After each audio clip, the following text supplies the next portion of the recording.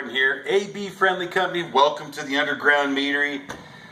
We're drinking meads, making meads, having a good time. Bless you, having a good time.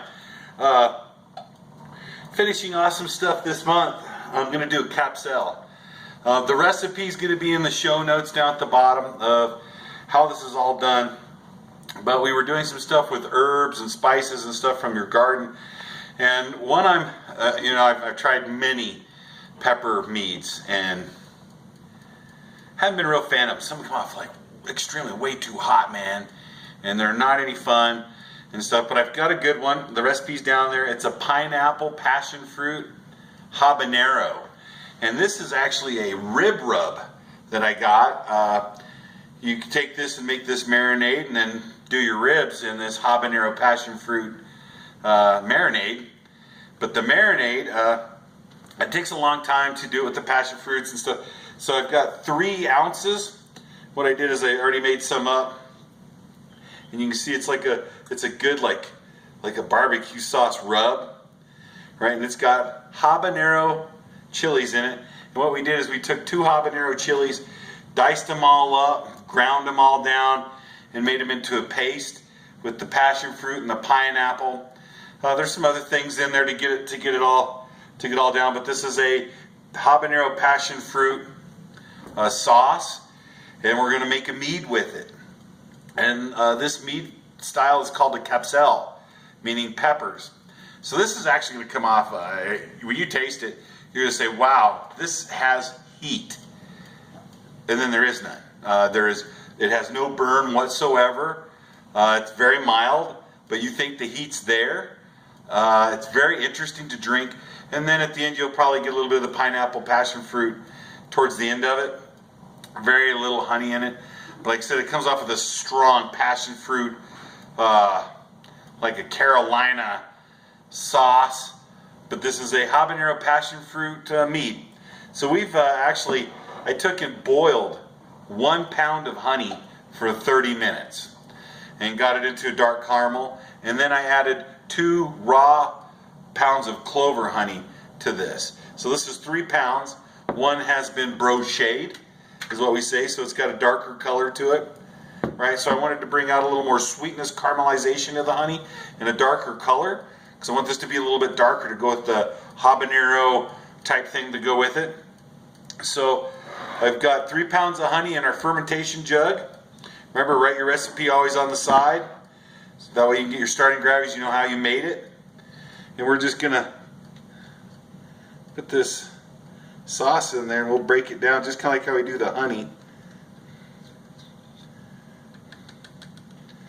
Now, just out and about, this has just a little bit of a bite to it. Not too much. It's not too bad.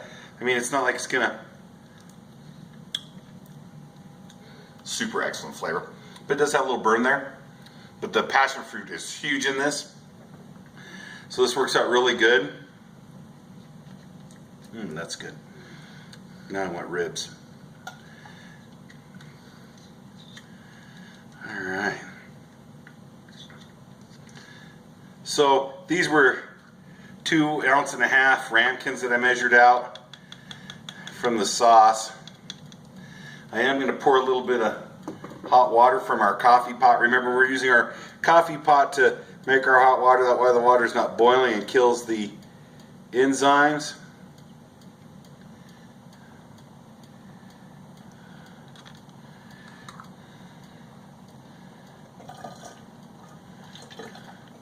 Get that in there. We can dissolve that honey a little bit. Now, whenever you make a mead, you should be drinking a mead. And this right here is a Blackberry Mead. It hasn't, we didn't cold crash it or clear it, but this was made, about in April. And it's just finishing off. In fact, I just kind of racked it off to cold crash it today, and I'm going to drink some of it.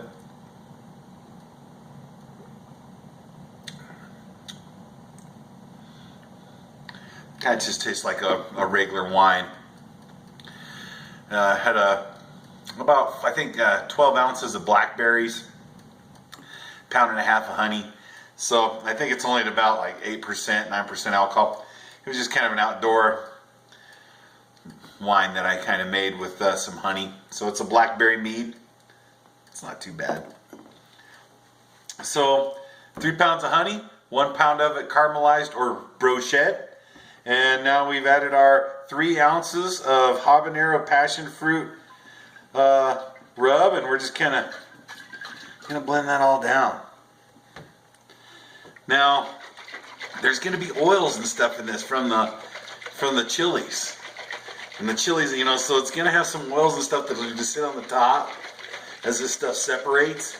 So it's gonna be one of these, like kind of like a peanut butter and jelly or macadamia nut. You might have to separate between the sediment at the bottom and the oil at the top.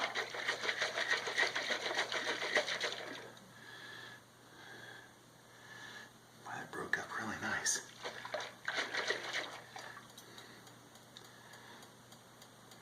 All right. So we've got that all set. Now it's time to add our water. Now, the reason we didn't show breaking up all the fruit and everything, because it took us, man, a good hour to make the sauce. So we're just going to include the sauce show notes in there and just use 3 ounces of it. Try it. If it's not what you douse it down, or if it's not, you want more flavor from it, add more to it. I'm using 3 ounces. I think it has enough to give it a nice strong taste. A couple people have tried this already and have really enjoyed it. Benton McKibben had a meat event at Neoteric Farms. This was a pretty good hit there. Daniel Freeman, we had a beekeeping event at his place with Greg Burns from Ohio. They got to try it. It seemed to go over really good because people really thought like, ooh, this is coming off hot. Because you taste it and you're like, ooh, this is going to burn the hell out of my mouth. And then there is none. There's no burn.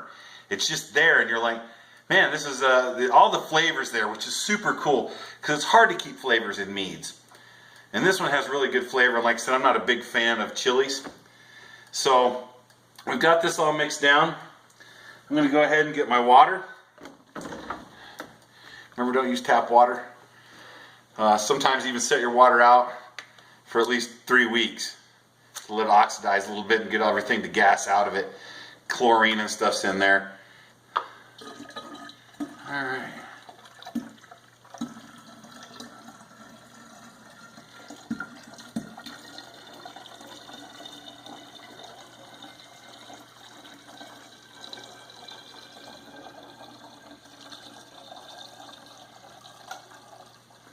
I'm just going to give it a little tossle real quick. I've got it.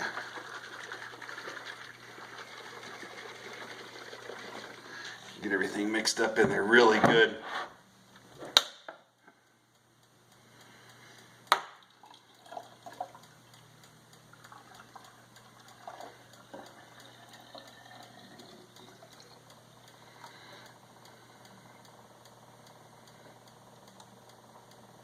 A little bit of headroom for activation and fermentation. Now I have had several people write in and ask me, how come I'm not using iodine, soap, star sand, anything like that when we're doing our prep? Everything that I prep, there is a dishwasher right underneath me. We run it through a dishwasher on hot. Sanitizes and cleans everything. We pull it out, we use it. I'm not a big fan on using detergents, soaps, sanitizers, because any residual that gets in there, it's in there. But I can use a hot water mix and kill everything with heat and sterilization with heat and water as just as I could with soap. Soap is a cleaning agent. It's not a disinfectant or a sanitizer. Water and heat. Heat is like an autoclave. You can cook things, kills them. And so that's why we're using the dishwasher. So people are, how come you're not doing and showing people the proper sanitation methods? Because I don't believe in them. This came from the dollar store. I'm going to open it up and drink right out of it. I don't have to clean it. I could even just put the yeast and the stuff in here and ferment out of this jug. No difference. It's not. I'm not using a lot of things. If I'm using raw fruit, of course I wash the fruit. I mean, that's common sense. But had some questions about sanitation. Really don't need it. I'm not doing a big environmental batch for a meadery where we're going to have to star sand and clean out fermenting devices and stuff. my ferment devices throw away. So just some things to think about. You know, we're doing small homemade batches. This is not, if you're gonna do commercial meadery stuff, yeah, you're gonna even have filtration systems. We're not even using filtration systems. We're cold crashing and drinking. So some things to think about. So as always, right, we've got our fermentation device, 3 pounds of honey, our adjunct or ingredient mix. We filled it up, we've got it all mixed out. We shoot a temperature. Temperature is 77.6. We like it 78 and lower, so we're still a good match to put our yeast in. We're going to be using the Red Star, Champagne Premier Blanc, and the balloon. So we're going to put that temperature reading down that we started out right at 77.2 in our margin. What's the next thing? We're going to take a reading, make sure that our alcohol content's good. Now,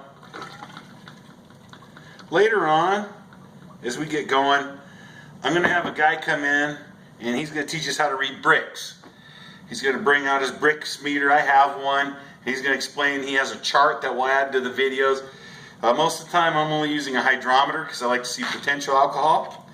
If you want to get a bricks reader and use bricks, it's perfectly fine. So let's see what we're here. We're sitting at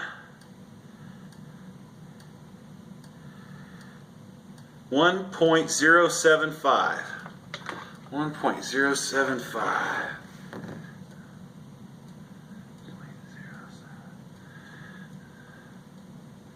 So this is going to have a potential alcohol of about 10%. I can just tell by the way it is.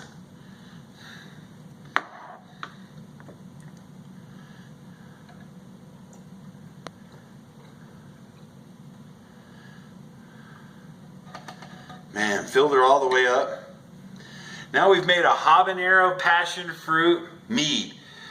Capsule. It's going to have some heat behind it. It's going to make us taste a lot of different flavors in it. Try one out. I don't have too many recipes, but we are going to be doing another one that I really like later on. It's where we work with chocolates when we start doing some stuff with some chocolate. We're going to be making a chili chocolate, right? So we're going to be using actually some packets from Pizza Hut. So I'm going to show you some other things like that. We're going to make a chili chocolate. So we'll show you that one too. No yeast starter, dry pack straight in as always, right? Little tossle to get the yeast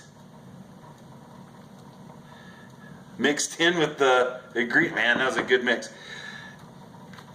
Gonna put our airlock on. Now, any airlock will work, right? We like using the balloons because some of ours have smiley faces on them and logos and stuff on there. Fun to remember what you're doing. Habanero Passionfruit. I'm Michael Jordan with AB Friendly Company. Thanks for joining us down here at the Underground Meadery. I know you're taking some time out to try to enjoy and try to learn some things. Hopefully we're showing some stuff. When the book comes out, you're going to be able to use what you're seeing on these videos with that book to turn out 52 different meads in 1 year, making 52 different meads every year to have great batches and a great time. Hey, I'm Michael Jordan. Have a great day and mead on.